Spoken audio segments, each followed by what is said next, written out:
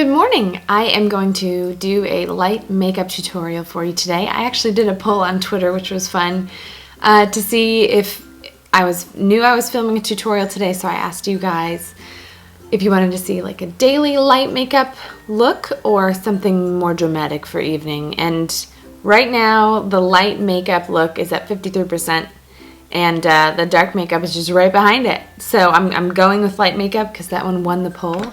But I think I'm going to film like a dramatic date night makeup tutorial right afterwards, since there's an interest in that as well. So there's nothing on my face except moisturizer. And this is maybe going to be a little bit more than what I do on a day where I'm doing nothing. But this is a good daytime look to feel like, okay, I did my makeup. You know, I put a little effort into my appearance, but I'm not trying to get too fancy. So I am using MAC's Paint Pot and Painterly to apply some of this all over my lid.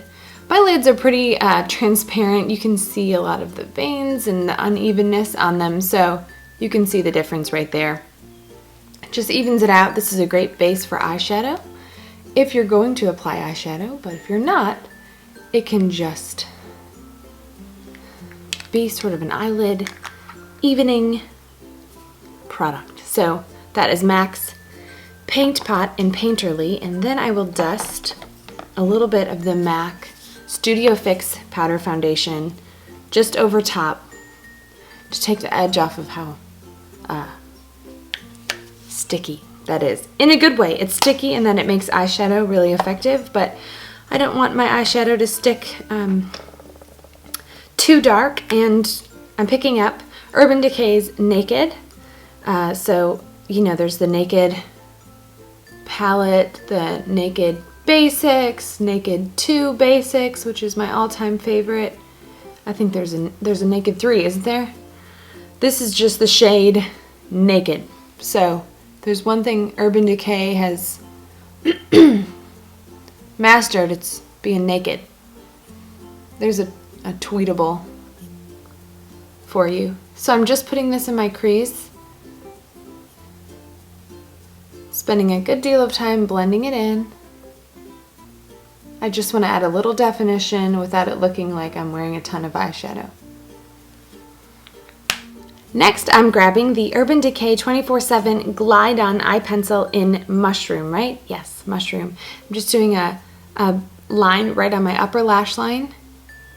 I like to start in the middle, go toward the outer edge, and then work my way back towards the center. When I do that, I sort of determine the thickness on the outside and then finish in the center.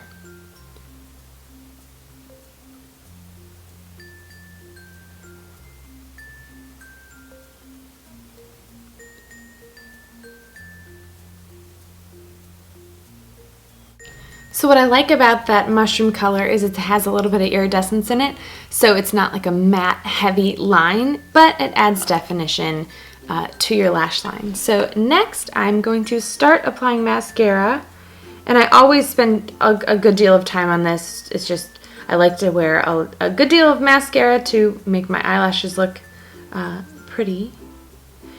Isn't this lash curler so cute? It's by Shu Uemura. And this is gonna just be a first time, let me see how it is, experience with the new Voluminous Superstar mascara. I don't know why I got a European accent right then, but it has the white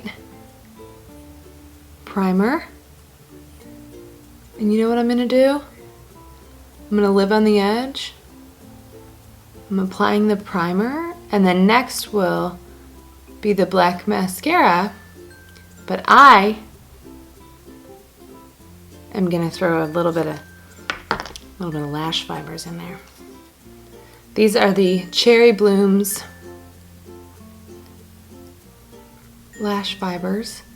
I do not like the finishing gel that comes with any of these fiber mascaras, so I just use the fibers, whether I've used Unique or these are Cherry Bloom. I just use the fibers with the mascara that I normally use. So that's not mascara, those are just fibers. I'll do the same thing on the right side. So then I'm going to grab the other end of the mascara. Like I said, this is a first time experience. So this is the actual mascara part. And just apply that. I like the curved brush. Now I guess I'm not really giving it a fair chance because I put the fibers on there, but for me, I wear the fibers on the lashes every day that I do mascara. It's just a really quick additional step that makes a huge difference. I guess I should have done like a comparison, but since this is how I would use it, I'm gonna see how it goes. Okay, so don't hate it, but let's see. The thing that sometimes happens with me, oh, there goes grits, is that my lashes fall flat. So we'll see if this mascara keeps them upright and volumized or if it's too heavy. It's nice to hold. My only complaint about the Tarte mascara that I love, the Lights Camera Lashes, is I don't like the packaging. It's kind of cumbersome. It's almost like it's in a case that it needs to be let out of. But this wand is nice and long, easy to hold, so you can really concentrate where you're putting the mascara. Okay, so one coat of the Superstar Mascara by, I think it's L'Oreal, right? L'Oreal Voluminous. So we'll let the mascara sit for a minute. I'll do another coat, without a doubt. I'm using Estee Lauder's Double Wear All Day Glow BB Cream. This is Intensity 1.0. I don't know if they have a 0.5. I think this is the lightest. And I love the smell. And next, Bobbi Brown's Corrector in Porcelain Peach. So that is not concealer, that is corrector. If that's sufficient and you're using that, you can leave it right at that. If you do need a little extra concealer like I do, I like to let that sit and sort of sink in before I apply concealer over top. But right now, I'm concealing these seemingly endless dark spots. I think I'm officially old because I have all of these dark spots along my chin. This all happened during my pregnancy with Luke. I didn't have really any changes in my pregnancy with David. I mean, weight gain, obviously, but I didn't really notice like significant hair changes. But Luke, dude, messed up my skin a little bit. I guess it could be worse. It's not breakouts, it's just dark spots. But the bummer is I always feel like I need to wear a decent amount of makeup to cover it up because it looks so uneven. So I'm covering up the melasma right now. And then I will do just a touch more concealer. I'm using the Makeup Forever Full Coverage Concealer in 1. So I don't need a lot of concealer under my eyes because I use the corrector. But just a little bit. I know you're supposed to use the ring finger, but I'm pretty trained to use the middle finger. But by just patting it in, I'm trying to be gentle on that skin. You're supposed to use the ring finger because it's like your weakest finger, so you're less likely to really pull that skin around and be rough on it. But you can also just do what I do and just pat it in. To soften the eyeshadow that I applied earlier, I'm going to pick up some of the powder by MAC, the Studio Fix powder. This is N4, and simply apply it on my brow bone, and this is just to sort of give a finishing effect to where I applied the eyeshadow earlier. Next, I will grab the Hourglass Arch Brow Pencil that I love in Platinum Blonde. This is a perfect shade for, it's a little bit darker and more intense than what my natural color is, but it works really great in the eyebrows because it matches so well. It's funny, I wouldn't have thought that I would need a Platinum Blonde shade, but the blonde was working fine, but it was just a little bit too warm. So, filling those in, I'm gonna soften it out afterwards but I'm trying to establish the shape. And I don't like to overthink the eyebrows. I'm a one product on the eyebrows kind of girl.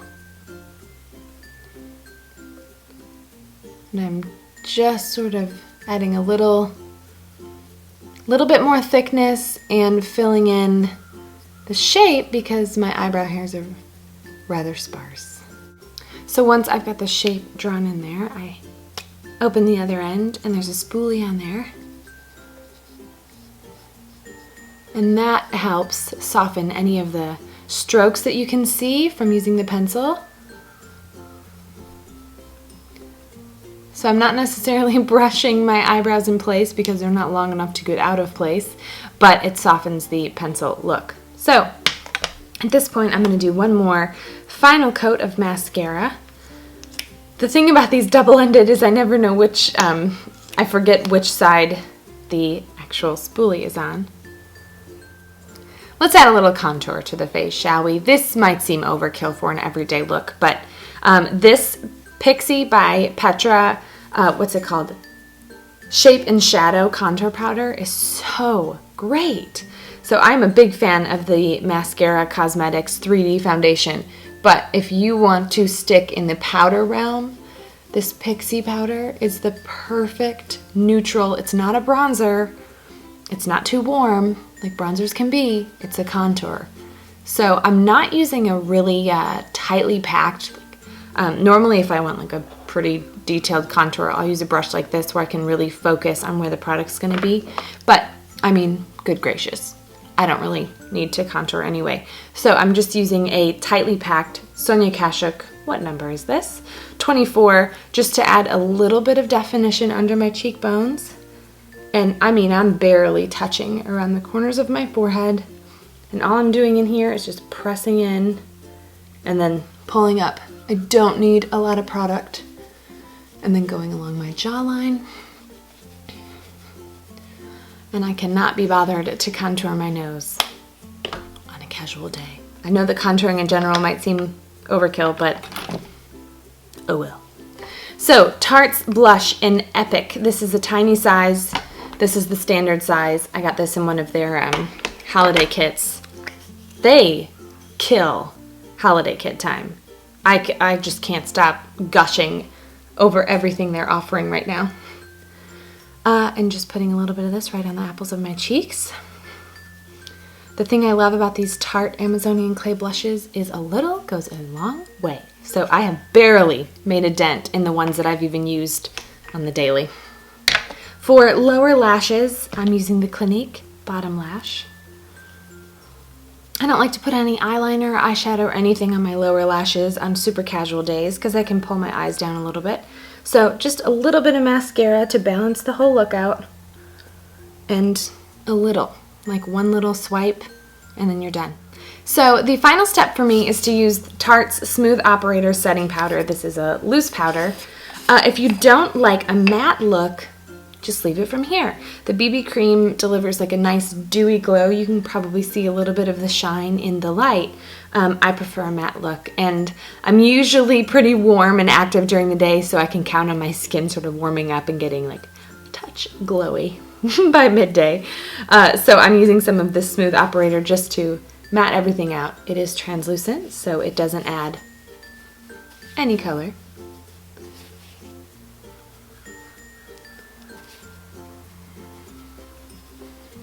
So you can see probably that took a little bit of the glow away. That for me will come back. And the final step is using literally the cutest lipstick I've ever found in my entire life. I'm actually really mad that they came up with this, and I never thought about doing cute packaging like this. It is Sheer Dawn. It is from Anthropologie. These are little bobby pins if you can't see them clearly. And oh, I just love it. I got this and then a comb version.